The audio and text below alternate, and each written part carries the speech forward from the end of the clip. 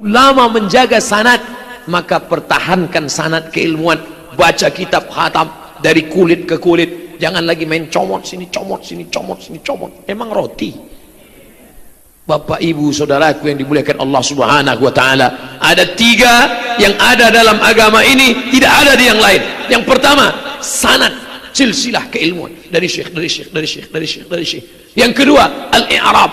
I'rab hanya ada dalam bahasa Arab.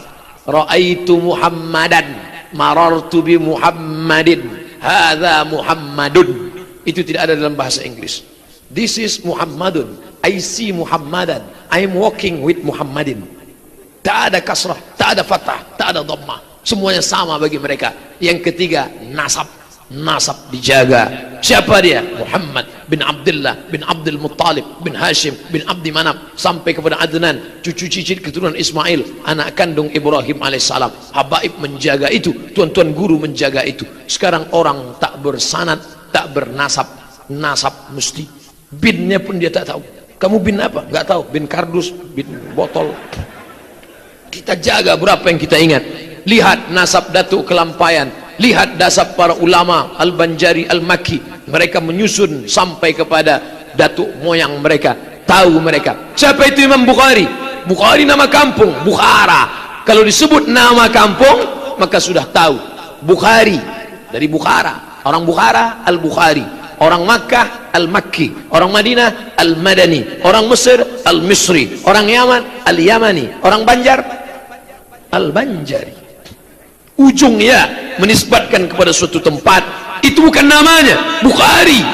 Orang Bukhara. Bukhara di mana? Uzbekistan, dijajah oleh Uni Soviet. Uni Soviet menjajah mereka. Rusia, kemudian hancur Rusia, berkeping, bangkit lagi Islam di Uzbekistan. Siapa dia? Muhammad. Nama ayahnya Ismail, nama datuknya Ibrahim, nama kakeknya Mughirah bin Bardisbah. Muhammad bin Ismail bin Ibrahim bin Mughirah bin Bardisbah. Bardisbah mu'allaf, masuk Islam, tapi dia tak berkecil hati. Dia tidak Arab, dia tidak asli, dia tidak pernah, dia bukan keturunan orang mulia biasa saja, tapi Allah memuliakan dia. Terlahir dalam keadaan buta, buta waktu kecilnya, tapi ibunya mendoakan dia. Ya Allah, ya Allah. Doa seorang ibu luar biasa. Ternyata matanya terbuka, dan bukan hanya sekedar mata dia yang terbuka, mata seluruh umat terbuka dengan kitab Sahih Al-Bukhari. Tapi dia tetap juga bermazhab dan berguru. Jadi kalau ada orang mengatakan saya mau ikut Sahih Bukhari tapi tidak ikut fikih Syafi'i, periksalah baik-baik. Bagaimana Imam Bukhari pun mengambil tidak langsung kepada Imam Asy-Syafi'i. Nah, bahwa ada fikih berbeda, ya, tapi ketika kita membawa berbeda di tengah umat yang sudah berpegang kepada mazhab Syafi'i, makanya saya tidak mau jadi imam. Kalau sholat di masjid disuruh jadi imam, tidak. Saya tidak tahu tradisi bagaimana. Kalau saya bawalah mazhab Maliki, saya kuliah di Maroko, mazhabnya Maliki. Maliki bagaimana? Fatihahnya tidak pakai bismillah. Allahu Akbar, alhamdulillahi rabbil alamin. Tangannya lepas ke bawah. Allahu Akbar. Kunutnya sebelum rukuk. Selesai baca ayat langsung kunut, enggak berbunyi. Andai itu saya bawa di masjid dekat rumah saya. Allahu Akbar, alhamdulillahi rabbil alamin, Ar-Rahmanir Rahim, Maliki Yaumiddin. Selesai sholat jamaah berbisik, ISIS. Salahkah mazhab Maliki? Tidak. Guru-guru kami bermazhab Maliki, tidak salah, ada dalilnya. Tapi saya sudah menimbulkan fitnah di tengah masyarakat. Oleh sebab itu, maka kita pelajari mazhab setempat. Mengapa Turki Utsmani mengirim Wali Songo ke Jawa, ke Nusantara? Wali Songo bermazhab Syafi'i, kenapa tidak dia kirim bermazhab Hanafi? Kita tahu bahwa Turki mazhabnya Hanafi, Kesultanan Turki Hanafi. Kenapa yang dikirimnya bermazhab Syafi'i? Kenapa yang dikirim bermazhab Syafi'i? Karena dia tahu ini jangan sampai terjadi konflik di tengah masyarakat, masalah mazhab. Alhamdulillah, di pondok-pondok pesantren kitab-kitab Syafi'i masih terjaga. Aqidah Asy'ari sifat 20 matangkan. Fikih Syafi'i dengan tetap menghormati Hanafi, Maliki, Hambali. Dan yang ketiga, tasawuf, akhlaknya Abu Hamid Al-Ghazali. Bukan tasawuf batin, bukan tasawuf filosofi Sokrates, Demokritos, Aristoteles, tapi yang diikut adalah tasawuf sunni yang disusun, dirangkum sistematis dalam Ihya Ulumuddin. Abu Hamid Al-Ghazali meninggal tahun 505. Mudah mengingatnya, 505. Masehinya 1111. Imam Al-Ghazali meninggal tahun 1111. Andai hidup dia sekarang, tua sekali, lebih 1000 tahun lamanya. Kitab yang 1000 tahun masih bisa dibaca anak-anak pesantren, luar biasa. Saya kuliah di Malaysia 2 semester tidak selesai sebelum ke Maroko, mengambil mata kuliah bahasa Melayu 2 SKS. Orang Malaysia ragu dengan kemelayuan saya, padahal kalau mau dites darah Melayu, tapi bahasa saya tidak diakui. Disuruh ambil 2 SKS, dia sebar kertas, baca manuskrip bahasa Melayu. Saya baca nggak ngerti, padahal umurnya baru 100 tahun. 100 tahun bahasa Melayu 100 tahun yang lalu. Ternyata kita tidak paham, tidak mengerti. Tapi kitab Ihya Ulumuddin Al-Ghazali lebih 1000 tahun yang lalu, tuan guru membacakan paham, murid-murid membacanya paham. Kenapa? Karena kita menjaga tradisi keilmuan nahwu, sharaf, balaghah, mantik, bayan, ma'ani. Ini terus dilanjutkan. Dulu untuk memahami kitab kuning, nahwu, sharaf, balaghah, mantik, ma'ani, bayan, arud, qawafi, 7 ditambah lagi untuk memahami tajwid, Qur'annya. Lalu kemudian fikih, qawaidul fikih, usul fikih, ulumul hadis, mustalah hadis, rijalul hadis, mukhtaliful hadis, mutasyabih hadis, dibahas semua. Masuk lagi kitab-kitab tafsir, ulumul Qur'an. Hampir lebih 20 pelajaran agama. Sekarang 20 pelajaran itu dipres menjadi 5. Quran, hadis, fikih, bahasa Arab, sejarah Islam, akidah, akhlak. Yang 5 ini dipres lagi menjadi 1. Pendidikan agama Islam. Betapa miskinnya agama anak-anak kita. Tidak tahu apa-apa. S1, S2, doktor, profesor. Tapi dalam bidang agama muncul aliran-aliran sesat yang mengikutnya siapa? Orang-orang yang cerdas intelektual tapi kosong spiritual, tidak mengaji, tidak ada agama. Doktor, insinyur, titel apa? MSI. Apa itu? Master segala ilmu. Tapi ilmu agama blank, kosong. Akhirnya ikut apa? Ikut mazhab baru. Apa dia? Islam ubur-ubur. Ubur-ubur ini hanya bisa diatasi oleh SpongeBob, karena dia yang suka menangkap ubur-ubur. Ustadz nyambung juga ternyata, ya. Anak-anak kita nonton, kita mesti mengikuti perkembangan, termasuk Upin Ipin, Jarjit, Meme, dan Bang Saleh. Ini semua siapa yang bisa mengatasi ini? Guru kimia diangkat PNS, guru fisika diberikan tunjangan, guru matematika diberikan Honda. Apa itu? Honor daerah. Tapi guru balaghah, mereka mengajar karena Allah Subhanahu wa taala. Pagi mungkin mereka memotong karet, sore mungkin mereka mengambil berondoran sawit, mereka tetap mengajar lillahi ta'ala. Keberkahan ilmu itu ada, benteng agar tidak ikut aliran sesat, benteng agar kuat dari sebagai macam yang merusak kepala. Pondok pesantren sekarang yang merusak macam-macam, datang PKI, datang sekuler, datang liberal, datang aliran sesat, datang khawarij, datang murjiah, datang qadariyah, datang mu'tazilah, datang khalqil Quran, datang macam-macam, merusak kepala. Dulu kiai, ustadz, tuan guru melarang, buku ini jangan bawa pesantren, buku ini jangan masuk pesantren, buku ini nanti merusak. Guru tahu buku itu, dia tidak mau murid-muridnya rusak. Sekarang mana buku yang dilarang, itu yang pertama mereka cari. Jangan baca buku ini merusak. Langsung dia cari www.google.com, langsung dia baca. Kalau kita katakan jangan dengar ceramah si anu, merusak, langsung dia cari di YouTube. Siapa tadi namanya Ustaz si anu? Langsung dia dengar. Oh, menarik juga nih. Kalau tidak kuat akidah Asy'ariyah, dia akan terikut-ikut Qadariyah, akan terikut Jabariyah, akan terikut Mu'tazilah, akan terikut Syiah, akan terikut Khawarij, akan terikut liberal, akan terikut sekuler, akan terikut komunisme. Nauzubillah. Tapi kalau dia sudah tamat pesantren, dia belajar ilmu munazarah, ilmu berdebat. Kenapa? 3 dia pelajari. Ud'u ila sabili rabbik bil hikmah, akhlaknya santun. Perbuatannya wal mau'izatil hasanah. Tapi kalau diajak debat, jangan macam-macam. Wajadilhum billati hiya ahsan. 3 dia punya. Kata-katanya santun, perbuatannya hikmah. Tapi kalau diajak berdebat, siap debat. Datang orang berdebat. Siapa nama nabi kamu? Nabi kami Muhammad. Yakin nabi kamu Muhammad? Ya. Baca ini ayat. Ya'ti mim ba'dismuhu Ahmad. Nah, Muhammad apa Ahmad? Iya juga ya.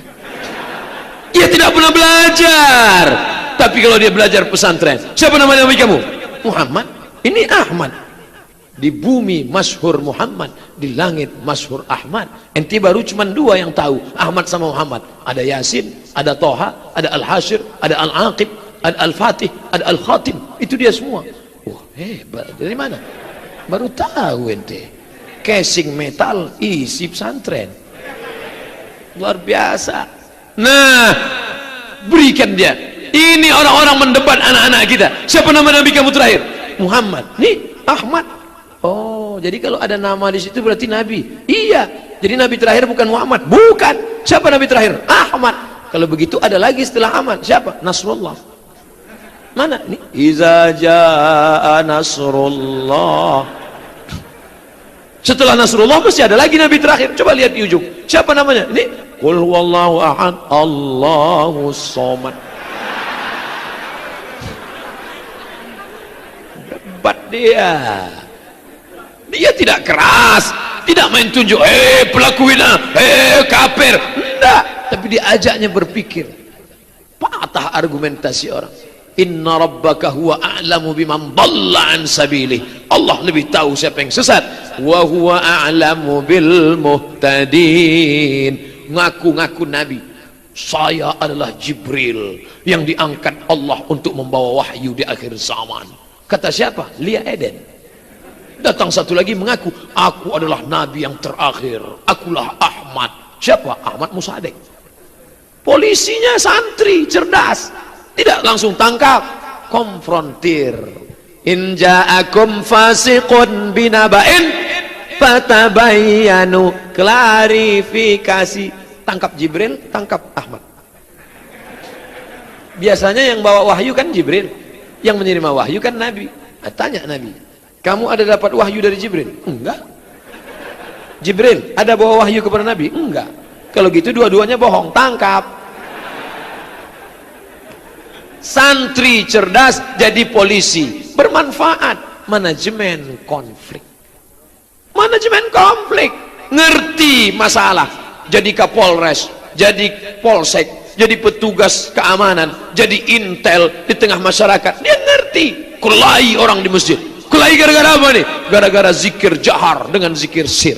Yang satu mengatakan subhanallah, subhanallah, subhanallah, subhanallah. Yang satu mengatakan gak boleh kuat-kuat. Akhirnya kelahi. Siapa yang menyelesaikannya? Pak Kapolsek. Kenapa kelahi di masjid? Yang satu mengatakan, mengapa zikir kuat-kuat? Memang Tuhan peka. Allah kan tidak tuli. Allah tahu apa yang ada dalam hati kita. Maka gak perlu kuat-kuat. Tengok ayat Quran. Wadhkur rabbaka fi nafsika. Sebutlah Tuhanmu dalam dirimu. Jangan kuat-kuat. Kata Pak Kapolsek begini, tenang. Ini Allah mengatakan sebutlah Tuhanmu dalam dirimu. Ayat ini K itu ditujukan untuk Nabi Muhammad. Karena Nabi Muhammad sudah selamat dari bisikan-bisikan setan. Adapun umat yang belum, maka disuruh kuat-kuat untuk ngusir setan. Makanya azan itu kuat untuk ngusir setan. Allahu Akbar, Allahu Akbar. Oh. Kenapa anjing melolong saat azan berkumandang? karena setan lari. Wa 'alaiha duratun, setan lari sampai terkentut-kentut. Maka zikir kuat itu baik untuk ngusir setan. Bahkan kata Syekh Abdul Wahab Asy-Sya'rani, berzikir sampai bergetar dari ujung rambut sampai ujung kaki. La ilaha illallah, la ilaha illallah, la ilaha illallah. Yang kedua jawabannya, wazkur rabbaka, ayat ini turun di Makkah. Di Makkah zikir kuat-kuat nggak boleh. Wazkur rabbaka fi nafsika, di Makkah nggak boleh zikir kuat, takut ditangkap Abu Jahal, Abu Lahab. Tapi di Barabai zikir kuat ada Abu Jahal, Abu Lahab? Enggak ada. Yang ketiga, ayat ini baca ayat sebelumnya.